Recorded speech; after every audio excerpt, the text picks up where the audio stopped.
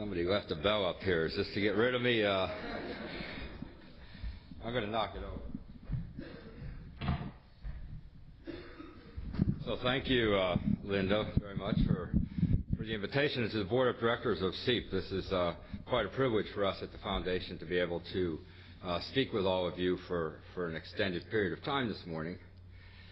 Bill extended this invitation some time ago. Actually, at a Boulder event down in Santiago, I think it was.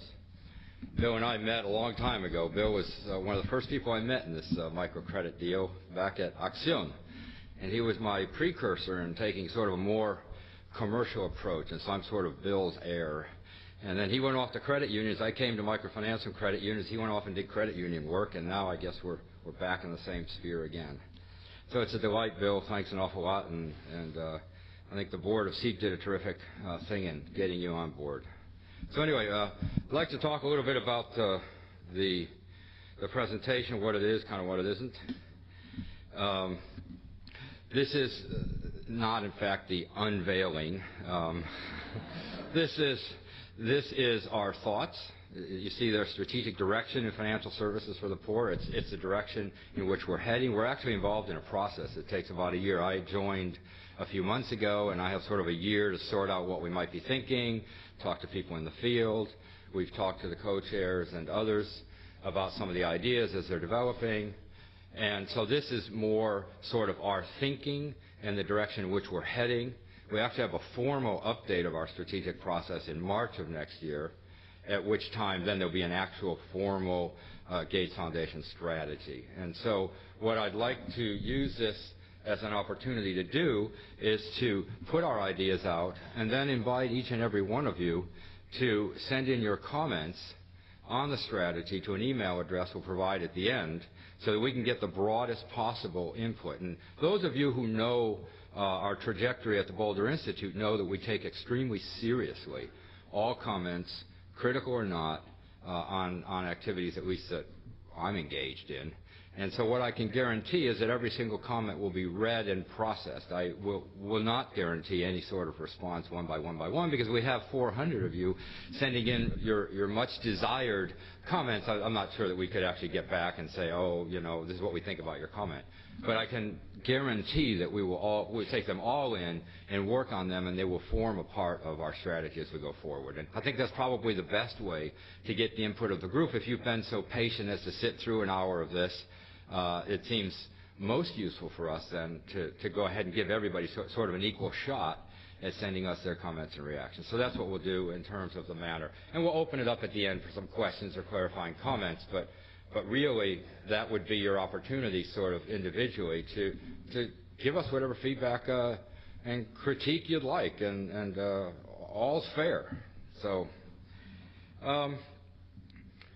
take some notes if you care to. I don't think that we're handing out a copy of this because it's not yet the official strategy, so if you have anything you want to take notes on, that'd be great. And I'm going to start with just a tiny little story. Might set some context for this. Down in Mexico a couple weeks ago, visiting some group members. You know, the classic sort of visit you do with somebody who's getting to know the field.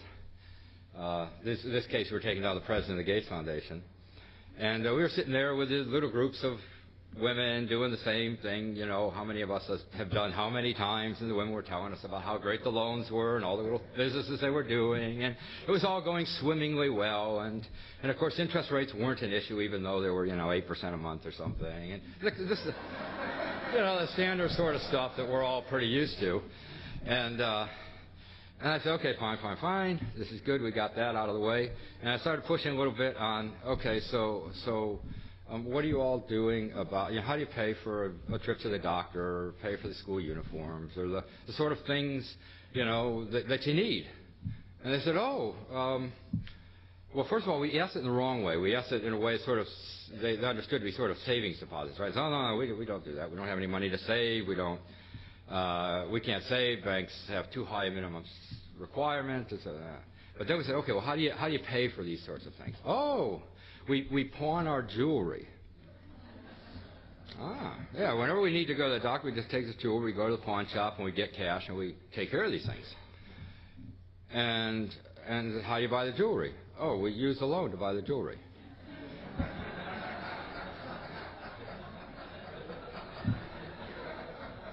All right, so we pay 8% a month for a loan to buy jewelry to go pawn at 4% a month to go to the doctor.